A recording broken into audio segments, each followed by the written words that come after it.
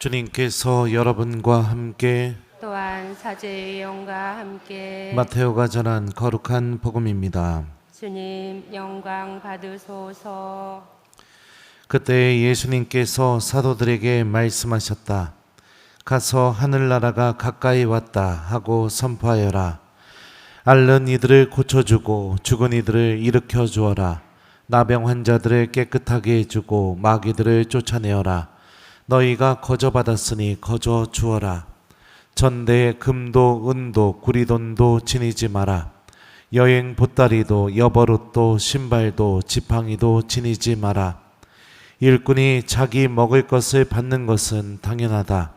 어떤 고을이나 마을에 들어가거든 그곳에서 마땅한 사람을 찾아내어 떠날 때까지 거기에 머물러라. 집에 들어가면 그 집에 평화를 빈다고 인사하여라. 그 집이 평화를 누리기에 마땅하면 너희의 평화가 그 집에 내리고 마땅하지 않으면 그 평화가 너희에게 돌아올 것이다. 누구든지 너희를 받아들이지 않고 너희 말도 듣지 않거든 그 집이나 그 고을을 떠날 때에 너희 발에 먼지를 털어버려라. 내가 진실로 너희에게 말한다. 심판날에는 소돔과 고모라 땅이 그 고을보다 견디기 쉬울 것이다. 주님의 말씀입니다. 그리스도님 찬미합니다. 오소서 성령님.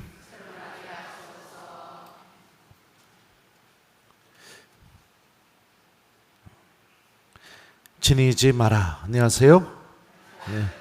오늘 복음을 보면 예수님께서 제자들에게 아무것도 지니지 말라고 말씀하시죠. 그 여행 떠나는 사람한테 보따리 하나 허락하지도 않고 신발 한 컬레, 여벌옷 이런 것도 허락하지도 않고 그냥 가라고 이렇게 말씀하십니다. 제자들에게 왜 아무것도 지니지 말라고 말씀하시냐면 그 앞에 하셨던 말씀 때문에 그래요. 가서 하늘나라가 가까이 왔다 하고 선포하여라.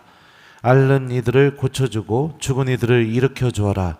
나병 환자들을 깨끗하게 해주고 마귀들을 쫓아내어라. 너희가 거저받았으니 거저 주어라. 라는 이 말씀 때문입니다.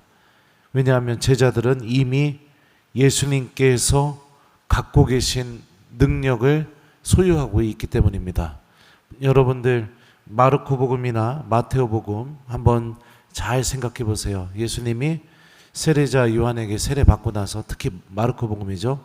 그 다음에 하셨던 말씀이 회개하여라.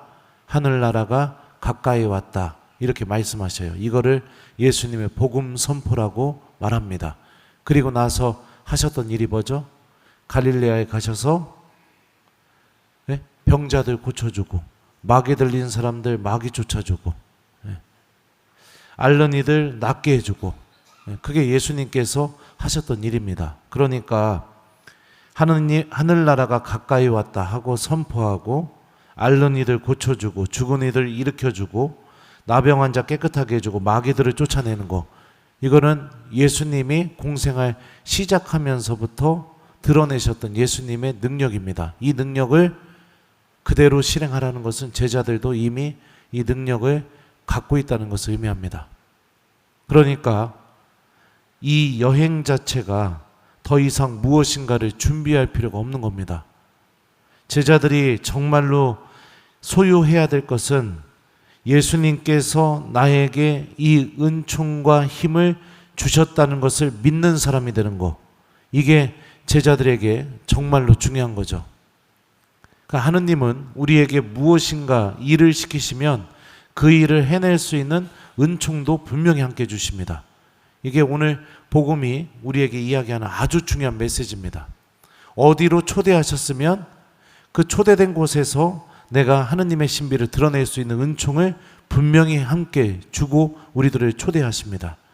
우리가 하느님 안에서 하느님 자녀로 부르심을 받고 하느님 자녀로 살아가는 삶을 시작하게 만드셨다면 내가 하느님 자녀로서 살아갈 수 있는 은총도 분명히 함께 주고 계세요. 그러면 내가 신앙인답게 살아가는 가장 중요한 마음가짐 중에 하나가 뭐냐면 내가 하느님 자녀로 살아갈 수 있는 은총을 주님께서 나에게 주셨다라고 내가 믿고 살아가는 게 중요한 겁니다. 근데 왜 우리는 이런 믿음이 느껴지지도 않고 생기지도 않고 또 하느님께서 나에게는 아무 은총도 주시지 않았다 뭐 이렇게 생각이 들 수도 있고 은총을 주셨다는 생각조차 아예 들지 않는 이유가 무엇이냐? 기도가 사라졌기 때문이에요. 삶 안에서 기도가 사라지고 하느님을 찾는 마음이 사라지고 그리고 주님의 말씀을 듣는 마음이 버렸기 때문에 하느님이 내가 하느님의 자녀로서 그 탈출기에서 이야기하는 것처럼 거룩한 민족, 하느님의 소유, 사제들의 나라, 내가 그런 사람으로서 살아갈 수 있는 은총을 주셨다는 것을 내 스스로 느끼지 못하면서 살아가게 되는 거죠. 많은 경우 우리는 교회 안에서 어떤 직분을 받게 되면 제일 먼저 내 능력부터 생각합니다. 내가 그 일을 해낼 수 있는 능력이 되는가? 그리고 나서 그 다음에 생각하는 게 자격에 대해서 생각합니다.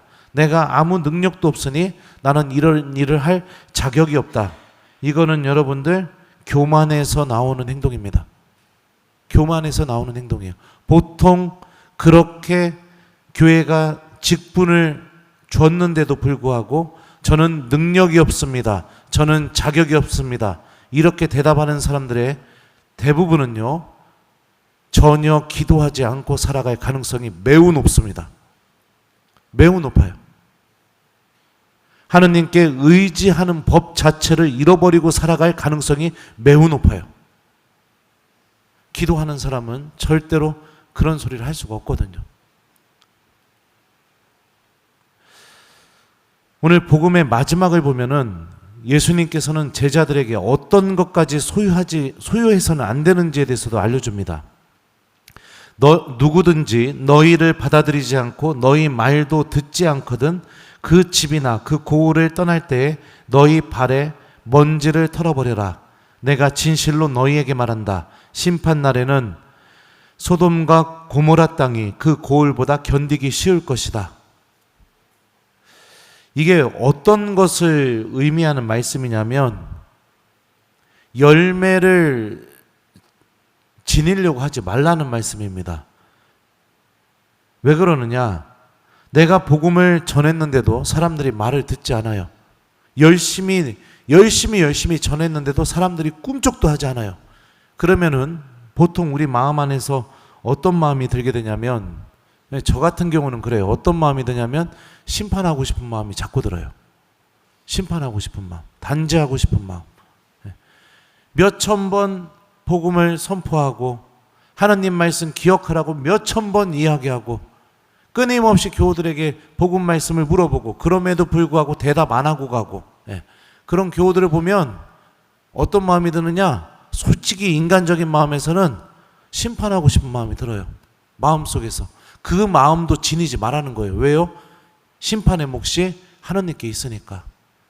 열매를 맺어내려는 마음조차도 이거는 내가 그 마음을 먹을 수는 있죠. 하지만 그 열매의 내용까지 내가 장악해서는 안 된다는 겁니다. 왜요? 그 열매를 맺어내는 것도 나는 하느님의 도구일 뿐이고 주님께서 내 입을 통해서 나간 말씀을 통해서 맺어내시는 것이지 그것까지 내가 양까지 내가 장악하려고 하면 안 된다는 거죠.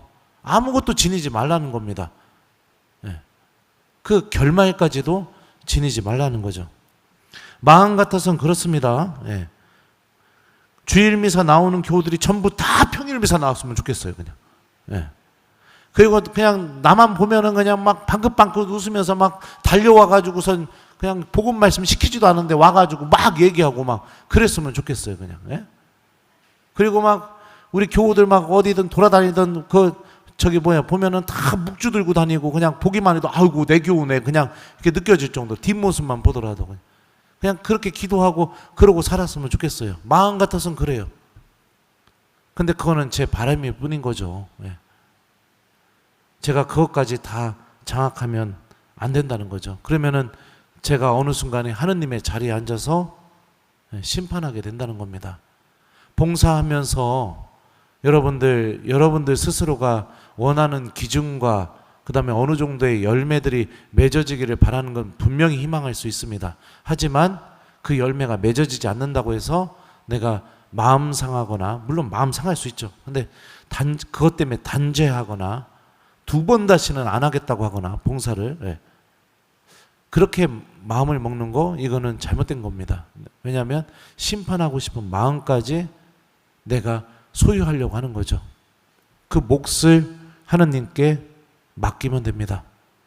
예수님이 말씀하시잖아요. 듣지 않으면 소돔과 고모라보다 더 큰 심판을 받게 될 것이라고요.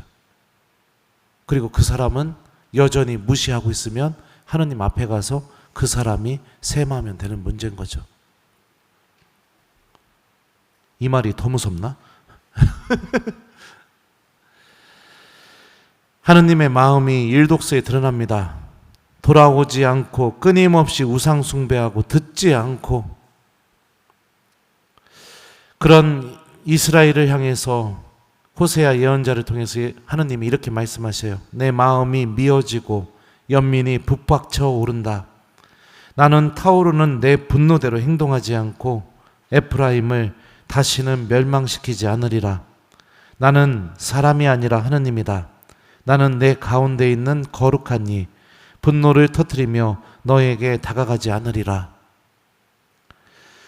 주님께서는 끝까지 포기하지 않고 우리가 당신께 돌아올 때까지 이 마음으로 우리들을 대해 주실 겁니다. 근데 그럼에도 불구하고 여러분들의 복음 선포자가 여러분들에게 전하는 하느님 말씀을 끊임없이 무시하면서 살아간다면, 그거는 저도 어떻게, 어떤 결과가 주어질지는 저도 모릅니다. 이 하느님의 마음을 좀 헤아리고 이 제단에서 복음이 선포될 때마다 마음을 열고 주님의 말씀을 받아들였으면 좋겠습니다. 그리고 여러분들도 가정으로 돌아가게 될 때 오늘 복음에서 나오는 것처럼 예수님께서 여러분들을 가정으로 파견시킨다는 것을 잊지 않길 바라요. 여러분들 마음 안에 하느님 나라를 선포할 수 있는 은총도 담아주실 것이고요. 이 미사 때 여러분들의 말과 행동을 통해 가족들 중에 아파하고 상처받고 병든 이들이 위로받고 다시 희망을 갖고 일어날 수 있게 해주는 그 은총도 분명히 담아주실 겁니다. 그렇다면 여러분들도 주님께서 나에게 이 은총을 주셨다는 것을 믿고 가정 안에 돌아가셔서 가정 안에서도 예수님의 평화를 빌어주고 복음을 전해주고 여러분들의 가정 안에 하느님의 빛이 다시 나올 수 있도록 기도를 시작하고 그런 삶을 선택해야겠죠. 저도 여러분들에게 파견됐고 여러분들은 이제 이 미사가 끝나면 집으로 파견됩니다.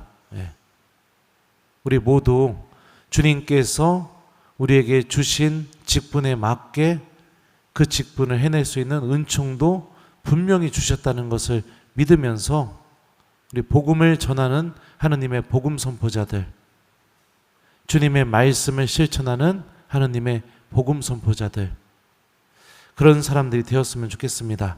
가족 중에 냉담하는 사람들이 있죠. 끊임없이 얘기해도 안 돌아오죠. 마음이 열리지 않죠. 그럼 어떻게 하면 되느냐? 계속해서 그 사람 위해서 기도하시고 복음을 실천하고 보여주세요. 오늘 복음 말씀처럼 안 나온다고 화내고 승질내고 그러지 마시고, 대신에 죽기 전에 아들한테 딸한테 이렇게 하세요. 숨이 꼴딱꼴딱 할 때 가서 내 신발 가져와. 그래갖고 가져오면은 보는 앞에서 손으로 탁탁탁 털고 그냥 꼴까닥 하고 죽으면 됩니다. 농담이에요, 농담. 여러분들이 하느님의 말씀이 되어준다면 오늘 일독서에서 주님께서 호세아 예언자를 통해서 하시는 이 말씀이 여러분들의 말과 행동에서 분명히 드러나게 될 겁니다. 그 신앙을 잃어버린 내 가족을 향해서 하느님께서 내 마음이 미어지고 연민이 북받쳐 발음도 안 돼요. 이제 북받쳐 오른다. 예. 이런 하느님의 말씀이 나의 말과 행동을 통해서 드러나게 되겠죠. 예.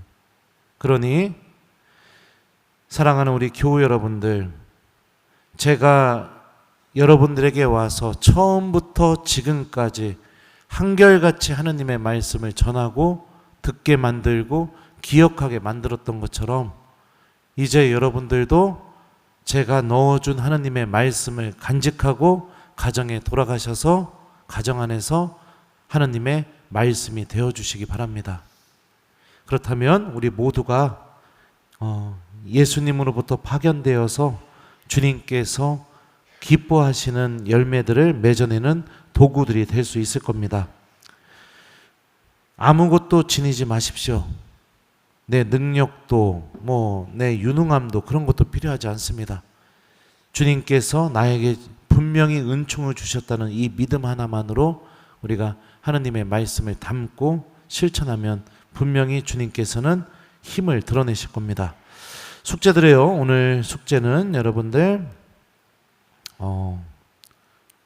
집에 돌아가셔서 오늘 복음 말씀 한 구절 해보면 어떨까요? 우리 들어가셔서 평화를 빕니다. 이렇게 우리 여러분들 가족들에게 예수님의 평화를 좀 전해주는 오늘 저녁이 되셨으면 좋겠습니다. 짝꿍 없는 분들은 저한테 하고 가세요. 그러시면 됩니다. 자녀들한테도 오랜만에 전화하셔서 그냥 잔소리 하지 말고 평화를 빌어 이러고서 잘 지내 이러고 그냥 끊으세요. 그러면은 엄마가 왜 그럴까? 아빠가 왜 그럴까? 막 이런 생각이 들 수 있겠죠. 우리 예수님의 말씀을 가족들에게 오늘 들려주고 전해주는 오늘 저녁이 되었으면 좋겠습니다. 지니지 마라. 아멘.